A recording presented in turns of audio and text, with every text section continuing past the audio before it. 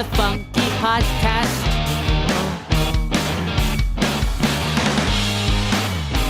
Get off the loo. Get off your shoes.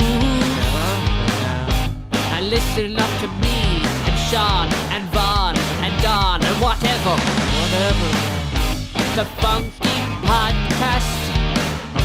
The Funky Podcast. The Funky Podcast.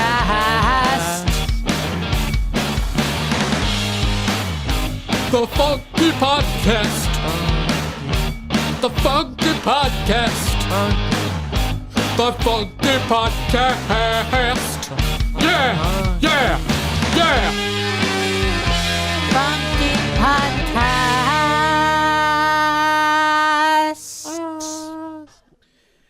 Welcome to the Funky Podcast. My name is Kieran.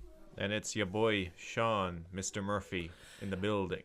Yeah, so, Sean, how are you today? I'm good. I'm very good today.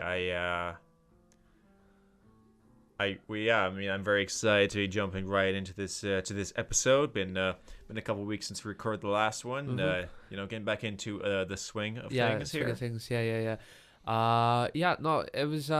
It was your birthday yesterday. It was. Happy Thank birthday, Sean. you. Thank Happy you. birthday, It Sean. was. It has been a pretty happy birthday. Yeah. I've been good as well. Been keeping well. On the college grind and stuff. Sorry I wasn't here last week. I had a bit of a cold. I was just dying for the whole day, but I stayed in, and I got a little better. So hopefully It's got a little better with every day. Yeah. Baby steps. And things are going really, really well. I've been really, really enjoying a lot of the stuff, and I've just been enjoying my time around wonderful people. So, on that thought, Sean, what are we talking about today?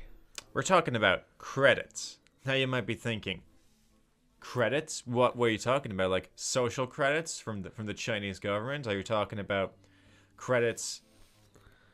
The form of currency in the Star Wars universe? No. Republic credits. Right, the public credits. No, we are talking about in films and television as well. In films though, we were talking about the opening credits and the end credits.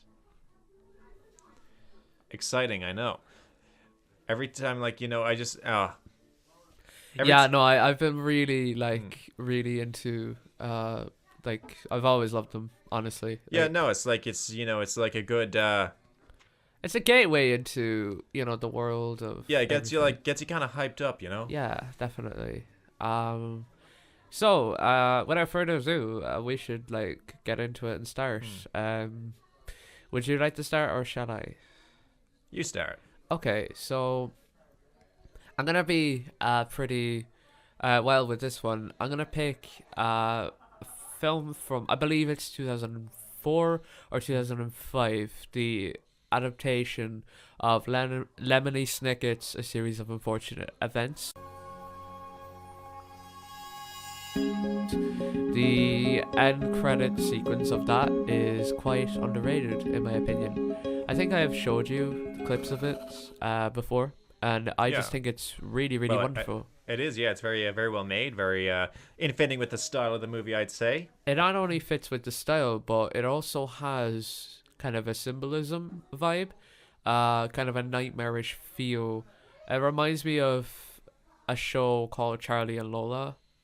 Did you ever see that? I loved Charlie and Lola back in the day. I'm not exaggerating here. I always watched that as a kid. Yeah, I love that as well. That was a good opening credits. Oh yeah, that was amazing. That was classic stuff. Charlie and Lola. Oh, yeah, man. That was classic stuff. Good times. And it was definitely more of a gothic version of that. Yeah, Charlie and Lola entering their rebellious phase. But it was the symbolism of how Count Olaf was a giant and stuff like that. I just thought it was really really well done, and the directing and the art style of that, the editing of that, and the music kind of going along with it, just really really wonderful stuff. I love that. So yeah, that would be my favorite end credits. Well, one of them anyway. We'll talk about more obviously. Don't want to start off on the on the Yeah, best. yeah, yeah. It's Obviously, only yeah. gonna get worse from Yeah, there. yeah, no, no, I don't have any like ranking, but this is like one that I always stick around to watch, especially when the camera tilts upwards, pans up, and the car drives off, and it goes like white, and it's kind of hopeful, and then like you like slowly, there's like a crossfade of like a feather, and it goes up, and it's like black, and then like the animation starts with that kind of creepy kind of tone, and it's even them in the river, and you know it's like that Count Olaf's the Giant. I just think it's really, really the art style of it's really symbolic and really beautiful, and I'd love to get someone or talk to someone that maybe worked on the film or worked on that segment, and maybe talk to them about that, why they chose that certain thing. But yeah, hopefully one day. But yeah. Yeah, no. Hopefully we can invite that person on the podcast. Oh my God. That'd be so cool. Hopefully, oh my That'd goodness. be sick. Yeah, or Emily Browning or Liam Aiken. I don't know. I doubt it, but yeah. That's about. We live in hope. Yeah, that's about it for that segment, I suppose. Unless you want to add anything on that subject. No. I think you covered all the necessary bits. For some credits that I like for opening credits. I'm a big liker. I'm a big liker of the opening credits for the 2021 the Suicide Squad. No soldiers out here on patrol at all. Let's just say they were distracted. I think I mean like it's. I mean like they don't even come until like 5 or 10 minutes into the movie. Yeah, it's a good bit into it. You know, it's like a fake opening, really. That's yeah, what no, it it's is. kind of like that. Kind of like induces the feeling like it's a fake opening, which the whole thing does. Where it's like, I mean, I guess spoilers for the movie if you haven't seen, but yeah, like we get this like team at the start who are like set up as like this big team, and it's like, oh yeah, team. I love this team. Oh my god.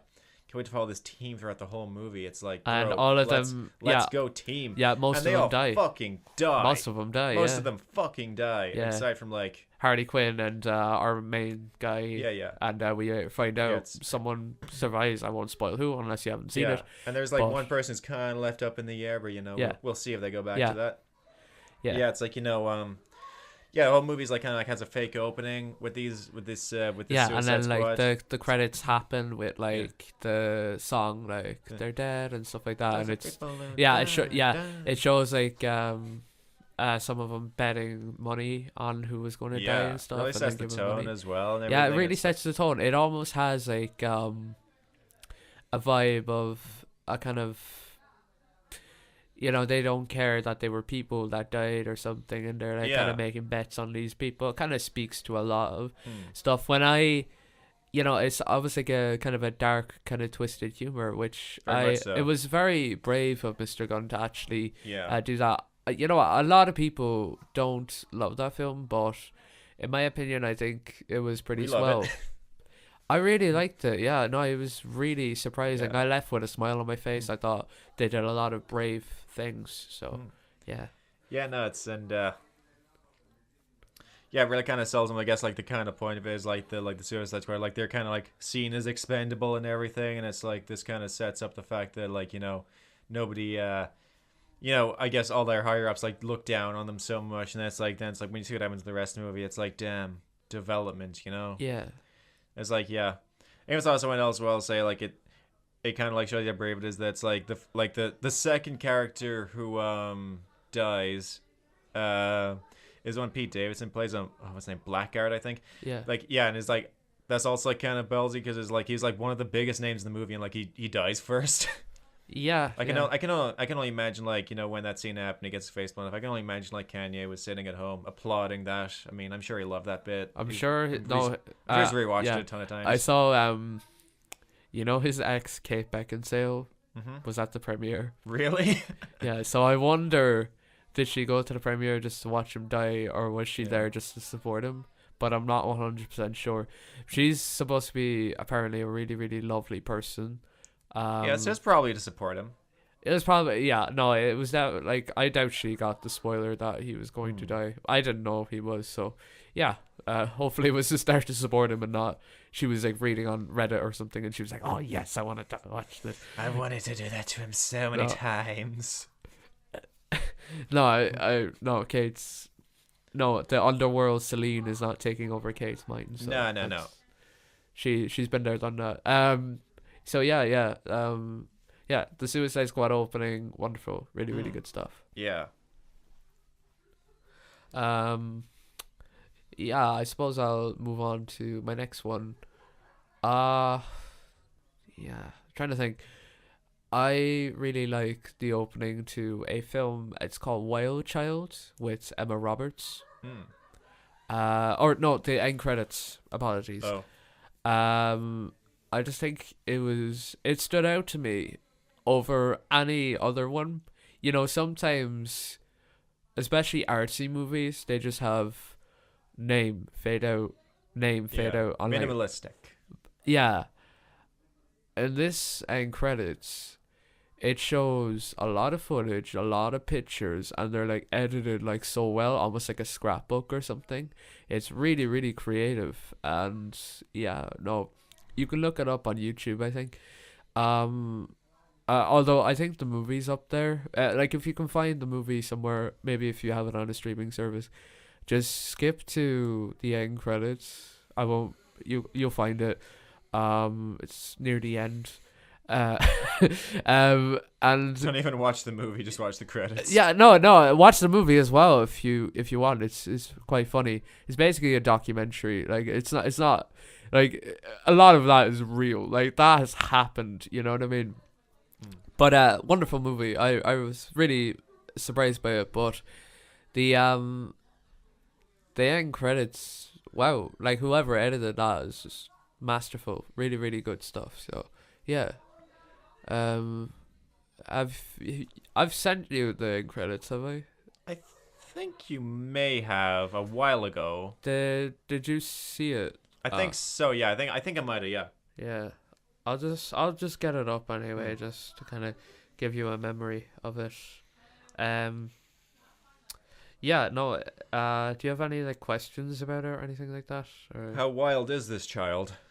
how wild is this child? So Wild Child is it's a movie where Emma Roberts is she's basically acting out as, like, an American girl would do, and she's very much kind of rich, and she's sent to England somewhere.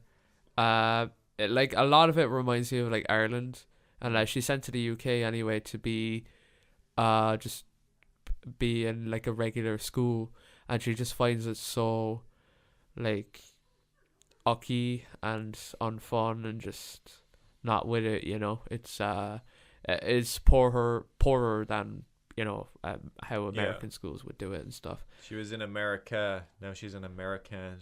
Yeah, and I don't know. There's, like, it's really funny the way it's put together, and there's a very funny sequence where she is locked, or no. So it's her luggage has arrived, and for some reason they decided it'd be good just to leave the luggage down outside of the school, like, and it just starts pouring rain, and, like, she's not used to rain and stuff like that, so she just realizes then that all her luggage is, like, wet and stuff, and she's, like, freaking out about it. I don't know, it's better in the movie, but Yeah. it just felt so relatable on many different levels, because we get a lot of rain here as well. So I know it was a very relatable movie. It was just very much like something that would happen, and I think those are the best kind of comedies. You know, we find comedy through pain and stuff. Yeah. So yeah. Do you have any other thoughts? No, I think it sounds very good. I'll have to watch Wild Child soon enough. On your recommendation, it sounds it. Yeah. My next choice is the opening credits to a classic movie at this point. I think it's a classic in my eyes anyway. Coraline.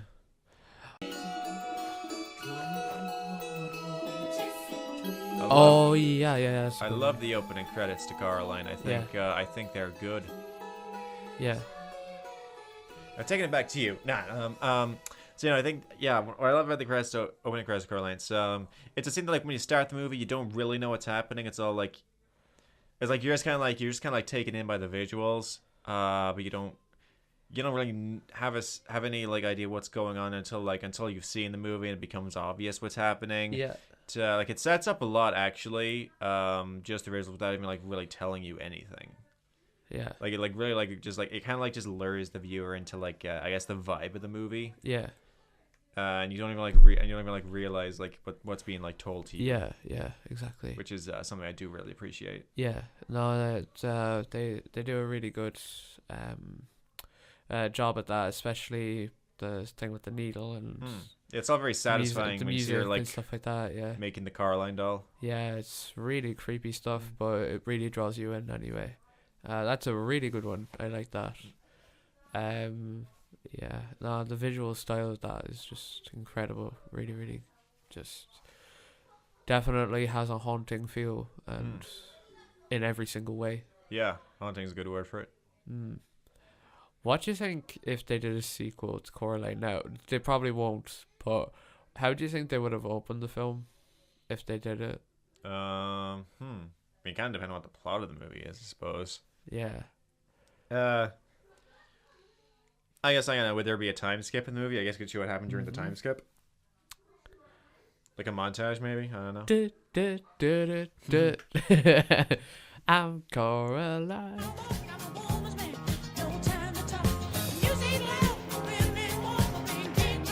Going to work. Caroline the musical? Jeez.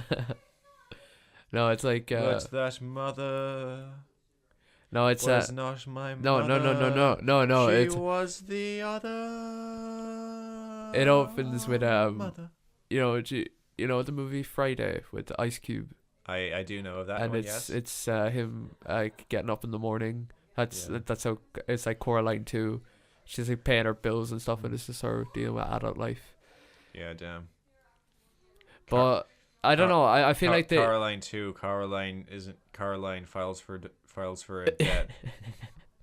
But honestly, I think they would do like a haunting vibe as well. Again, I feel like they do that. For sure. Yeah, I wonder. Maybe it would be like the birth of like. Maybe. Maybe we get a flashback of the Bell Dam, how they came to be. But like the creation of that. Yeah.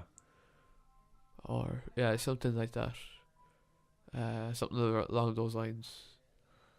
With that creepy music again, or by the same vocalist or vocalists, and kind of do that in a different way, and like almost like a sequel to that sort of thing. That'd be cool, I think. Yeah, pretty cool. So, any final thoughts on that one? No, I think we covered everything to do with that. Cool, yeah. Next one would be, and I'm surprised you didn't mention it earlier, and it is the James Bond openings. Oh, of course. Yeah. Jesus. Now, I'm not like a Bond fan. Like, I've seen some of the movies and I've enjoyed them. I'm not quite. No Bond head. You know, no Bond head. Yeah, are you not either? I like Bond. I like Bond. I haven't seen every movie though. Yeah, but that's what I mean. Like I like all what the I've ones seen. they have seen. Yeah. Yeah, no, I liked most of them. Some I've seen are pretty bad. I think some of the Bond fans would kind of agree with the ones I would mention, but you know, I'll put that aside. You know, I'm not really educated on the franchise, but what I do know is that every time I put one on, all of their sequences, and it's almost like an annual sort of thing. All the Bond movies have this special opening, and they always pick a popular artist or a popular band to do the opening sequence and the song. And I just think that's wonderful. What do you think about that? Yeah, they're almost like like they're like an iconic part of the movies. Like anytime like a new Bond theme comes out, it's like it's one of the biggest things of like any like release cycle for it almost. You know, Yeah, like yeah, oh, you think of like Skyfall, like that was a huge song by Adele for like for the movie Skyfall, of course. yeah, yeah. And you know, Writing on the Wall for Spectre by Sam Smith, and yeah, no, There was No Time to Die by Billie Eilish. and I love that one. Yeah. I fun story as well. Like I it came out like they released the song on its own like back in like beginning of 2020 when like they thought they were gonna release the movie beginning of 2020. And I was Yeah, like, yeah, now I'll hold off until the movie comes out. Got delayed like nearly 2 years. yeah. But So people you know- got to hear the song. but you know what? I held out all that time, did not listen to it until the movie came out. Oh, and really? Yeah. Seeing it and like hearing that in the theaters, big ass speaker with all the visuals, very good, very good. Yeah, theater no, experience. I- I thought that was a great opening. I watched the opening sequence on YouTube and truly wonderful, really, really good stuff. There's obviously like the one for Casino Royale as well. There's the one Live and Let Die. It was in Shrek the Third actually. That's where Yeah. I first heard that. Sadly, I didn't see it. Roger Moore. in Shrek 2. Shrek the Third. Sorry. That's Yeah, when I heard. I'm just also Oh, yeah. saying like Shrek 2, like for me, like introduced me to Shrek 2 introduced me to a lot of music. Like yeah, I first heard Chains by David Bowie in Shrek 2. That's probably where I first heard that as well. Yeah, I know. Uh, I'm sure a lot of people like first heard Hallelujah from the original Shrek as well. yeah, Kids especially. I'm pretty sure like a lot of the music, because I mean like I was 4 years old when Shrek 2 came out, so it introduced me to a lot of great music. So yeah, we gotta pay our respects to Shrek and all that they have done. Yeah, for obviously. the for culture. yeah. So yeah, all the James Bond's opening sequences are really, really wonderful. I'm just wondering, like, are they gonna use those opening sequences for every, like the new ones, like the exact same one where like the white dots go across the screen and he shoots the, the screen and like Yeah. blood red comes out. Are they gonna Blood. do that again? I'd hope so. I mean, it's iconic. Yeah, it would be pretty. It is iconic, but there's the question of, yes, it's iconic and it's sort of an annual thing, but it becomes like a bit of either a Groundhog Day where a lot of it feels like the same thing. But you know what? I don't mind it I because think Casino Royale they kind of did a good way like switch it up because it's like they have the whole intro sequence in the fight and it's like the one guy points the gun at him, then like he quickly shoots back and shoots him, and then it cuts to like the gun whole view thing. Yeah. It's like, oh, that was a good like subversive way of doing it. yeah, that smart stuff like that is definitely welcome. So yeah, we'll see who the next Bond is. I have no interest in fan casting that, to be honest. It will be somebody. Yeah. No, we'll see what happens anyway. But who I'd love to get to do a Bond soundtrack would be Lady Gaga. Actually, I think she could do that'd it. be so good. Yeah, I That'd think be she so could. good. Yeah, I think she'd be able to do something. What about you? What do you think? God, who I get? Jesus. Holy shit. Let me Because like she did Top Gun, and she did she's obviously not Yeah. applause. Americano was in Puss in Boots, so Oh yeah. that's where I first heard that. Yeah. I think the Arctic Monkeys would be a good band Arctic to do. Monkeys. Yeah. Yeah. That'd be my choice. I mean they've had like collaborations. Well, like they had Alicia Keys and Jack White do the one for Quantum of Solace, I believe it was. Yeah. It's like maybe that can be the next one. Lady Gaga and the Arctic Monkeys duet. Oh yeah, that'd be cool. Pretty Yeah. epic shit. Yeah. Mhm. Or oh no, if we could only get Luke Murray in the music industry, Oh, if only. him singing a Bond theme would make our hearts cry. Honestly, I would be weeping. we should honestly write one, and we should send it in. Also, here's what I want in a Bond film: Bond and Bond Jr. This is going off topic, but listen. So, how about a company makes like this thing? Because like Bond like needs a body, like I don't know, just somebody to help. So what they do is they give like a chip to his son, and it's a bit like the Boss Baby, and he's called Bond Jr. And no, listen, say no, and like later on in the movie, like the company's mad at Bond, and he's like, I tried to kill him, I really did, and like it's like, go home, James, we don't want you here, go home, you're disqualified. And like James is like, no, I'm gonna do it myself. And then we get like a montage, like we get like first of all like a sad scene, and then we get like a montage of shots of like James like on a speedboat or something, like all dressed in black, and then he like blows up everything, and there's like all hell breaks loose, and basically James is like tied down, and the next thing like it cuts to a window, and like Bond Jr. just comes in like shooting. You know those Pampers ads with like the baby dancing with the Yes, skates? I It's do. like that. It's like that, and like the baby in like the suit is just like beating people and like with the gun and stuff, and he has like the wits of Bond and stuff like that. And then like the last shot is it's like, I was afraid I was wrong about you, James. So tell me, is there anything we can do to repay you? And like James is like, well, there is one thing. And then like it like cuts to them on like like a big tank, like a monster truck, Yeah. and like they crashed into like the biggest building to like break down like a facility to the guys. And then like all you see is James just like doing like a flip and like pulling up his tie. And then you just see like Bond Jr. doing about 10 flips, loads of somersaults, and then he like lands down, and then he's like, Bond, then Bond, and then da-da, and it's like both of them walking, and then they're like silhouettes of Bond and Bond Jr., and then directed by Kieran Healy. I love it. I will make one suggestion that I Yeah, think go on, would go on. just elevate to a whole nother level. Go on.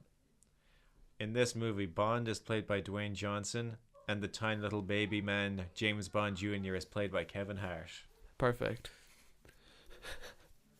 Anyway, that's my pitch. Yeah. Do you have any like other opening or ending credit sequences that you like? I love the opening credits of the movie Your Name. Your Name. Your Name, yes. I think they're really good. Yeah. It's the type of intro you'd see typically more in a TV series or an anime show. Mm-hmm. Like it's not as often you see like an intro quite like that in a movie, but I think it works very well. Foreshadows foreshadows a lot of things that happen later. Like the music is very good. It's a good tone setter. Yeah. It's kind of like it's kind of like optimistic, but like a bit melancholy as well. It's like the kind of like the vibe of the whole movie. I think it's animated beautifully. Yeah, no, it's wonderful. I will like shout out to all animes honestly for their opening sequences and ending sequences. Really, really wonderful. Really wonderful, yeah. Yeah, no, the animation and the dedication that goes in, and some of the music choices are really good. Fair play to them, like. Yeah, Your Name. You recommended that a couple of years ago to me to watch, and I love it. Really, really, really wonderful movie, and really wonderful opening sequence. Exactly. One that I would pick would be the end credits of The Incredibles. Very good in credits. Yeah, actually both of them, the opening as well. I just think it's really cool.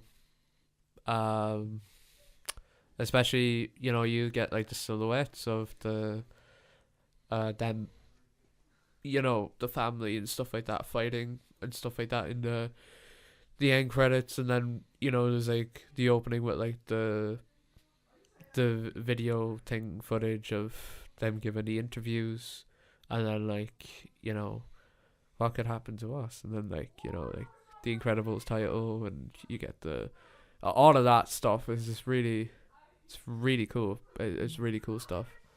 as a kid, and hearing that music, wonderful, wonderful music, great orchestra score. Yeah, no, just beautifully animated, especially the ending one as well, and that logo when that pops up. Just tremendous stuff. Really, really love it. So Great score as well. well. Yeah. Like, I love the incredible score in general. It's all Yeah, very I don't want to say underrated, but it's like it's Yeah. very good. it's that theme. Hearing that with like that amazing animation.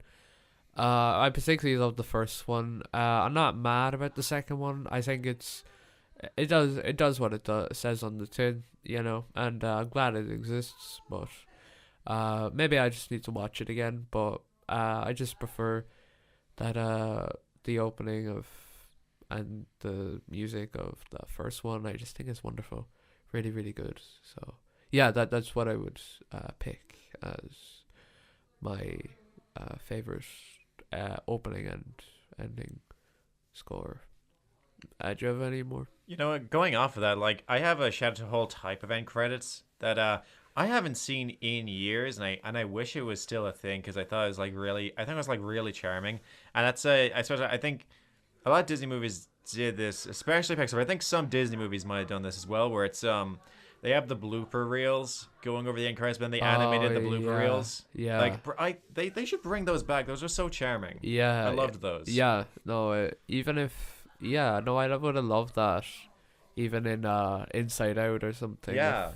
If, like the hope or no, what was it? Sadness or stuff like that, and she's like stumbling over lines, and then it actually shows like she's like laughing or something like that, or their line or whatever. So cute. Woman's so cute. Yeah, or I say the elephant cat thing.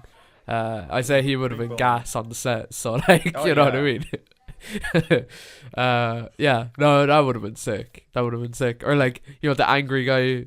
He's Yeah. just laughing at his own lines or whatever, and he's laughing at getting angry and stuff like that. And yeah, that'd be so funny.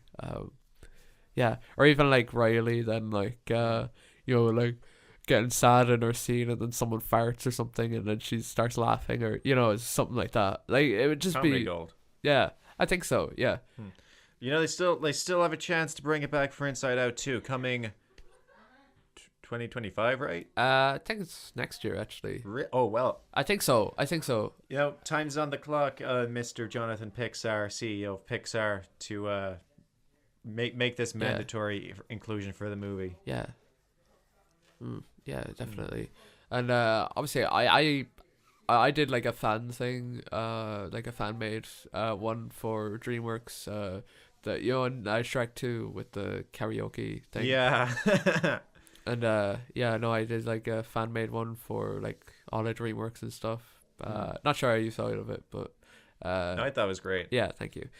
Yeah, no, they should do that for one of the future DreamWorks projects. To be honest, that'd be cool. Yeah, no, me and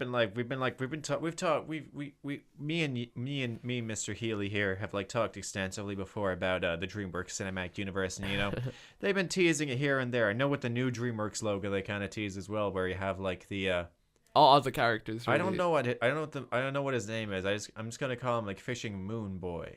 Yeah. And then Fishing Moon Boy, he just takes the moon for a spin through like all the like DreamWorks worlds, and he says hi to like Shrek and the trolls and the Boss Baby and everything. Yeah. It's like, damn.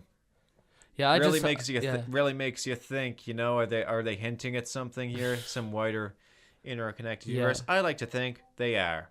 Yeah. Specifically because it validates my suspicions. Yeah. And I love being valid. Yeah. Yeah, no, it's yeah, no, I'd agree with you on that. Yeah, no, it's definitely worthy of like repurposing those kind of funny credits into anything, like especially animation, because it's so it's really expressive and all that. Yeah, it'd be cool. I wouldn't have put it in like the Emoji Movie or something like that, but The Emoji Movie does not deserve to be good. That the whole movie was a blooper reel, but a really cringy Yeah. one. Yeah.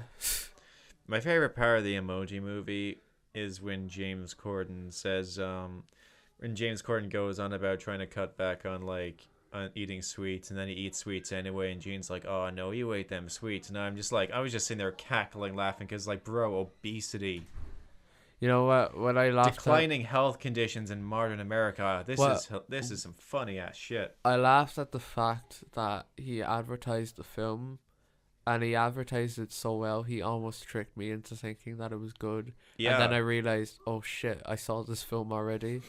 I was like, fuck you, James. You know? This is truly one of the top 10 worst James Corden moments. Okay. And there's okay. a lot of them. All right. All right. Let's get off this topic. Fucking hell. Anyway, hi James. Hope you're doing well. I'm glad you're into like Amazon and all that. Amazon, right? Doing your dramatic roles. Yeah. I wish you luck. All right. So We liked you in Begin Again. I liked him in Begin Again. Yes, and Yeah. he's actually I don't know. Anyway, let's see. I love the Marvel films a lot, and I love their end credit sequences. I really do. I think there's a lot of great ones in there. I'm not just talking about the post credit scenes, but I'm talking about like the animation of even like the Spider movies, the Spider-Man films, the obviously the Sam Raimi ones, yeah, classic opening sequences there. But I'm talking about the new ones, the animation of the like Spider-Man Homecoming and credit sequence, and Far From Home, and the obviously No Way Home, like all No Way Home is probably my favorite like Maryland credit scenes. yeah. Well, end credits, not Yeah, end credit. end Yeah. credits, No, that means- just the way it was animated and stuff. Yeah, really, no, really good stuff. beautifully animated. Yeah. They kind of copied the style for Shazam, but you know, it's all good. Shazam was also very entertaining end credits. Yeah. I like the part where he like pulled Wonder Woman. Oh I was yeah. like, man, my boy Billy Batson, he's growing up, man. Yeah. Getting bitches. That was cool. That was cool. Yeah. No, it's the Marvel ones. Do a lot of really, really good stuff. I love the Doctor Strange one as well for the new one. I thought that was sick. I was really like the Rorschach test kind of visuals with all like all the Yeah. things. I thought that was like pretty cool. yeah, that was sick. I really like that. Yeah. Is there any other ones that you would say? I'd say the worst one for me. I don't know. It wasn't like terrible, but it just looked kind of unfinished. Was the Thor: Love and Thunder one? The text of that. It was like obviously reminiscent of, like Judas Priest. Like the logos of their albums and stuff like that, and like keeping with that tone of classic rock stuff, but I don't know, just something about it, just it looked kind of, you know, not satisfying enough. It felt like there was something lacking. But like kind of tacky, maybe. Yeah, I don't know what it was. Like the print was fine.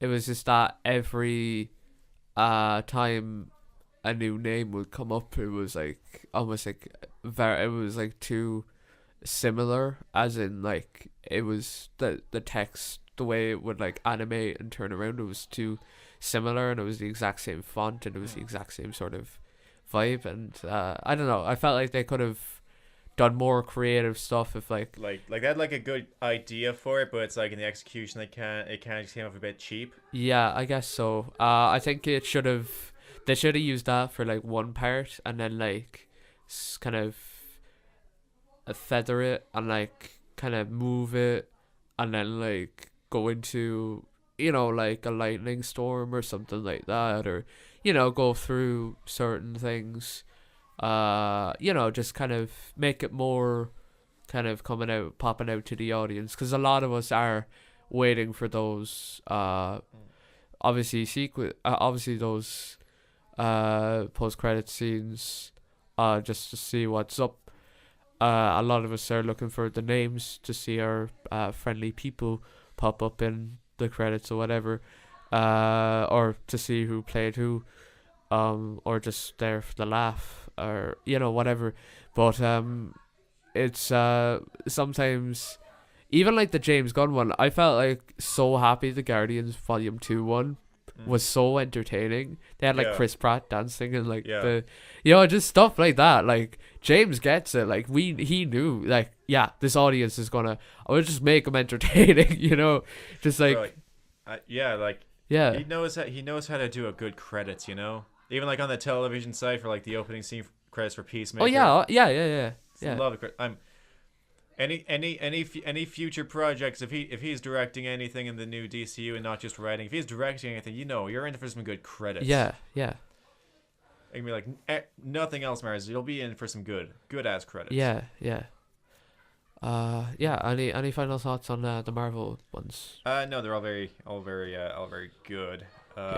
Especially I mentioned like the old Spider-Man ones and the old X-Men intros as well. There's like very different, but like, yeah. pretty iconic and like definitely they're kind of like they're of their time, Yeah. but like in a way that makes them memorable. Yeah.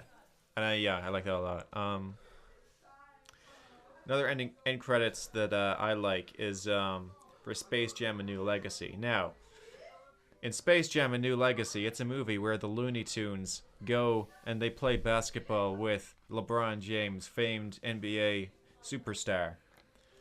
And throughout the movie, they play basketball with famed NBA legend LeBron James. And it's like, yo, the Looney Tunes and LeBron James are on the screen together, like interacting and shit. And then it's like you get to the end credits and it's like you see LeBron James taking a bunch of photos with the Looney Tunes, like they're on vacation and stuff. And it's like, bro, it's cartoon people and real people. This is like, bro, is that possible? Like, bro, for a second, like I really felt like the Looney Tunes could have been real. Like I was being gaslighted right now. Like I really believed they could be real. Like this was just like, man, just another moment in a long line of just Space Jam: A New Legacy sweeps. Yeah. That movie swept. Yeah, no, that's a really, I haven't seen it, so I've no connection with it. It but will blow your dick off. Okay. One that I'll mention quickly is the Terminator 1 and Terminator 2, and that's Salvation as well. Had a good opening sequence. Really, really well animated. The first opening opens with like the letters moving and stuff, and you kind of get like the sci-fi sort of B-movie vibe with like the text almost like typing itself. It's like reminiscent of the Terminator's mind and stuff like that, how he would like see stuff and like the information and all that kind of pops up when you see his viewpoint from time to time. And then you get the opening of the second one, which opens with the apocalypse, and then it shows the burning of like parks and stuff like that, and it feels like it's either reminiscent of Sarah's dream that she had of the apocalypse and stuff like that, and you see like the Terminator like practical thing, Stan Winston, beautiful practical effect of the endoskeleton like moving towards the screen with like, the fire, and it like closes up, and then like the kind of like boom thing going down, and it cuts to the van moving. I just think up until that, beautiful opening, really, really cool. And then for the second one, they did it, for Salvation, fuck the third one. It's just literally text. It's shit. And then for this fourth one, Salvation, they kind of went back to go reminiscent of the first one, but they had it more, I guess, 3D, and they like moved within the letters, and it was very almost, and it was actually a pretty good theme by Danny Elfman, I thought. I think that theme is kind of underrated. Not the rest of the film's soundtrack, but that opening theme I really, really love, and I love the way the text comes up and stuff, and I think it's really, really well done. What are your thoughts on that, the Terminator opening sequence? I think I agree with all that. I like the T2 one especially. It's like when I was a kid, that like the opening of like T2 like always freaked me out, because it's like, oh my god, it's like when I was a kid, like I had like a weird fear. Like I say a weird fear, like it's not like a logical fear, but it's like I had like this weird fixation with like the end of the world and like Yeah. the apocalypse and everything. Yeah. It's like that always freaked me out. Yeah. And like yeah, it's like I saw that scene where, like it's after the world's end, and I'm like no, like I was worried it would happen or something. Yeah. I don't know. Yeah. So yeah, that scene always freaked me out, but like in a good way. It was like that scene, like Sarah's dream when like the nuclear bomb goes off. It's like those that scared the shit out of me as a kid. Yeah. I mean, it feels so real and stuff, you know what I mean? Yeah, it's just, it's a really, really well done stuff. And yeah, no, it's just, those two movies and Salvation for me, I really enjoyed those. Yeah, I mean, yeah. yeah, like, I think I would personally say like Salvation is like, this is a hot take. We can go into it another time. Like I would say, Salvation probably the best Terminator movie since T2, but we can go into that another time. No, I agree. I agree. Yeah. Pretty much. Yeah. Yeah, it is. So yeah. Any other ones you have? There's technically also a Marvel one I forgot to mention. So going back to Marvel for a bit, I love the fake opening credits in Deadpool. Oh So yeah. they do the fake out ones where it's like directed by an overpaid tool, written by the real heroes here, like starring that guy. I thought that was quite amusing. Yeah. That's good. Again, it's like I keep saying with like all these other ones, good tone setter. You know, really good tone setter. Yeah. For the rest of the picture. Mhm. Is there any other ones that you have? It just Deadpool, is it? Don't believe there is. Is Okay. there any from you? Yeah, I have a few. I think. Hold on.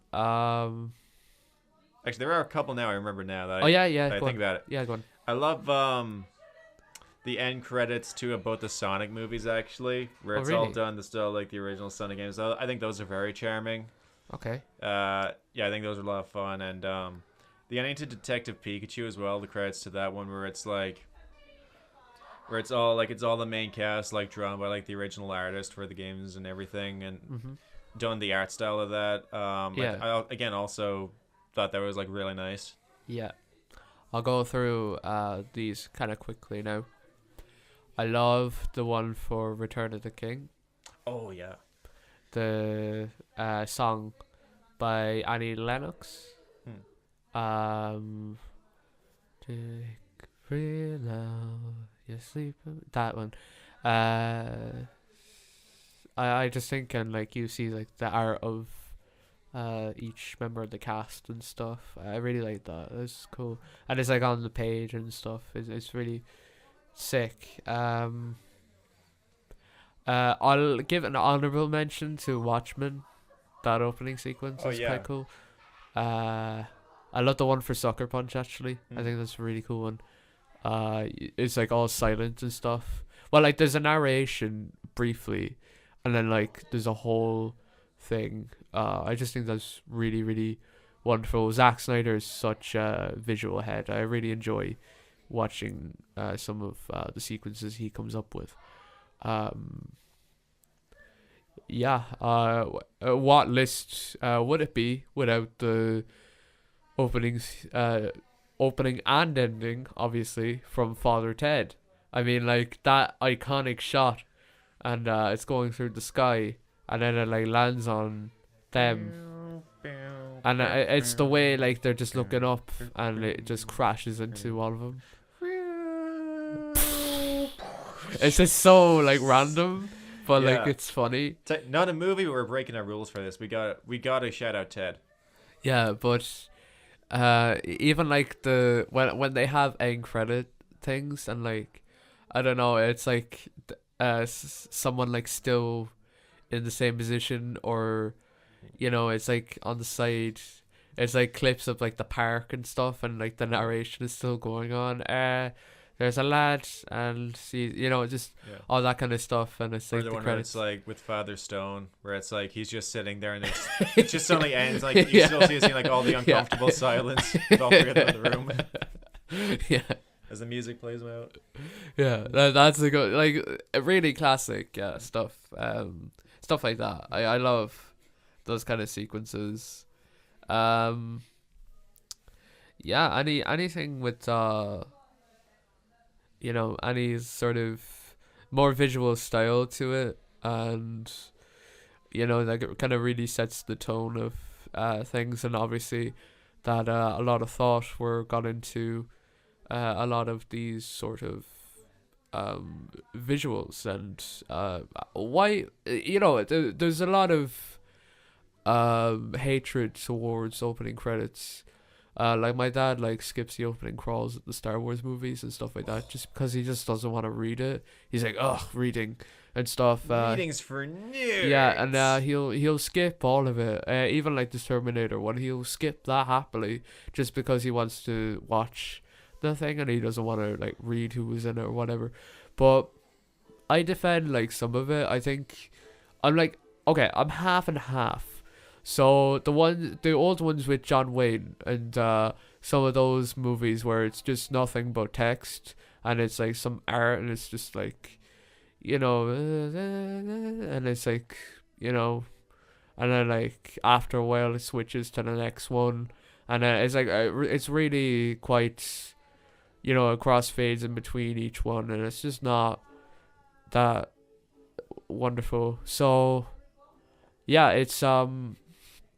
it is what it is, I suppose, but I think that mostly the ones that you do kind of want to stick around for are the ones like Terminator, are the ones like those animated movies like Toy Story.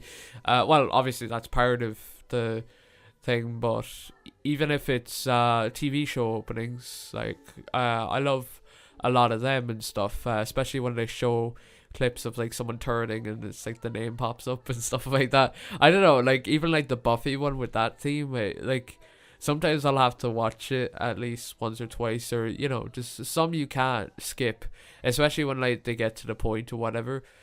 But yeah, no, a lot of opening sequences, or any like opening sequences, they kind of draw you in.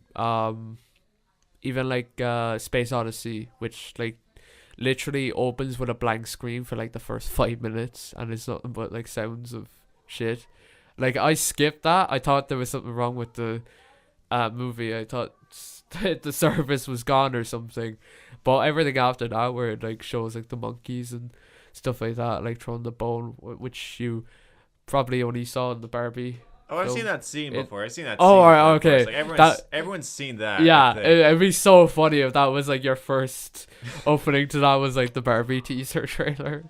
I feel like a lot of people that it's like the Shrek effect again, But yeah, I did see like I saw on Twitter there was this account Les Cinephiles. Shout out Les Cinephiles. Yeah. I like that comment. Yeah, it's a good one. A satirical account. It's like I think they posted about that where it's like, in 2001, A Space Odyssey, 1968, they showed the scene of like monkeys in the desert banging with rocks and sticks. This is a reference Stanley Kubrick included to his favorite movie, Barbie, 2023. Yeah. That's a good one. Yeah. Have you any like final ones, or any like final thoughts on opening credits and end credits in general? Anything? Like any final thoughts on like the art style of it or anything like that? I think I just think in general it's something that a lot of people like don't actively think about, but it's like when they're well done. Like I don't think people realize like how much a good opening credits, especially, but like end credits too, how much a good like credit sequence can really like pump you up for a movie, like, or like bring you into the world, or for in the case of an end credits, it can like really like leave you on a high note. Yeah. I think it's very effective. Yeah. Even like the Power Rangers one, like they do a really good job. Like I wouldn't even watch the show. I just watch the credits sometimes because they're just really they're really well done. Most of them anyway. Yeah, and the editing style of it and all that kind of does what it says on the tin, and a lot of that kind of thing is really cool. What list would it be without the Rocky movies as well? The Rocky movies, yeah, just yes. The title of Rocky going by, and but like it's the it's like the way like every movie opens with like either the text going by, but particularly Rocky 3, where you get Eye of the Tiger and like you get the like the sequences of like a montage of everything. That's iconic, yeah, really, really good stuff. Yeah, I think the worst opening credits is Manos, The Hands of Faith. That is by far the worst one. Yeah, a rare flaw with Manos, The Hands of Fate. Like, the movie's like mostly, it's mostly like impeccable, but it's like the opening credits, I don't know, they missed the mark on those. They forgot to add them.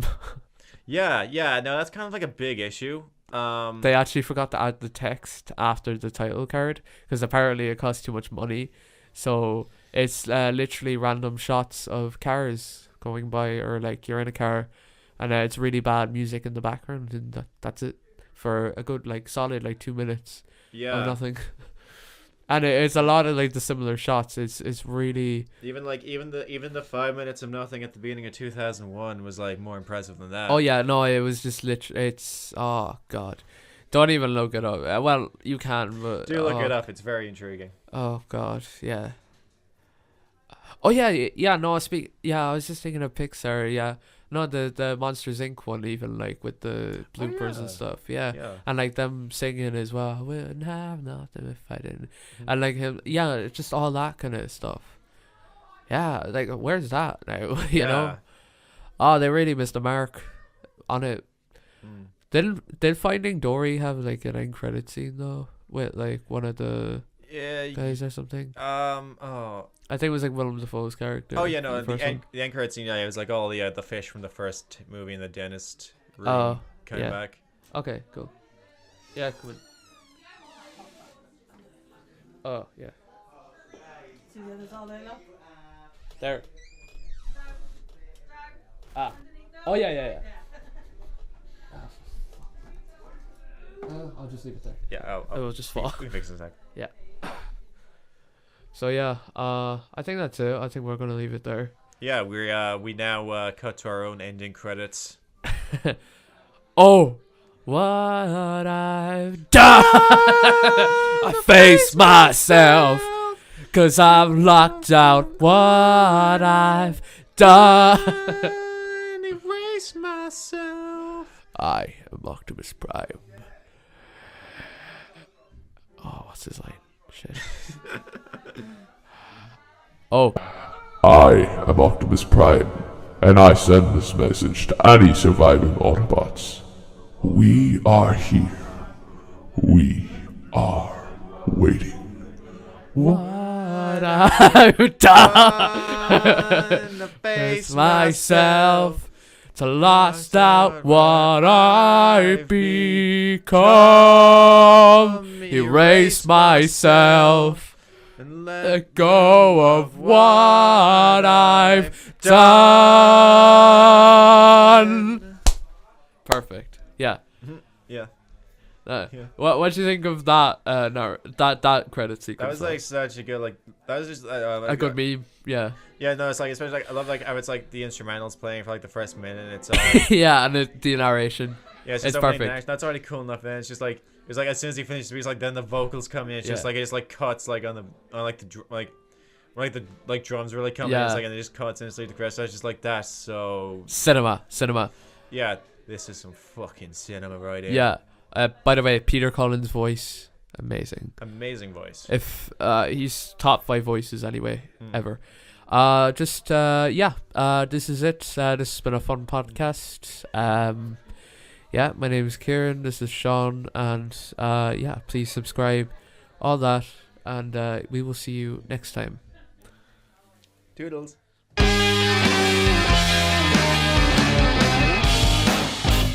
Funky Podcast. The Funky Podcast.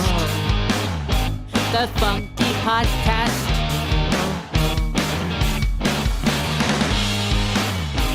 Get off the loo. Get off your shoes. And listen up to me and Sean and Vaughn and Don and whatever. The Funky Podcast. The Funky Podcast. The Funky Podcast. The Funky Podcast. The Funky Podcast. The Funky Podcast.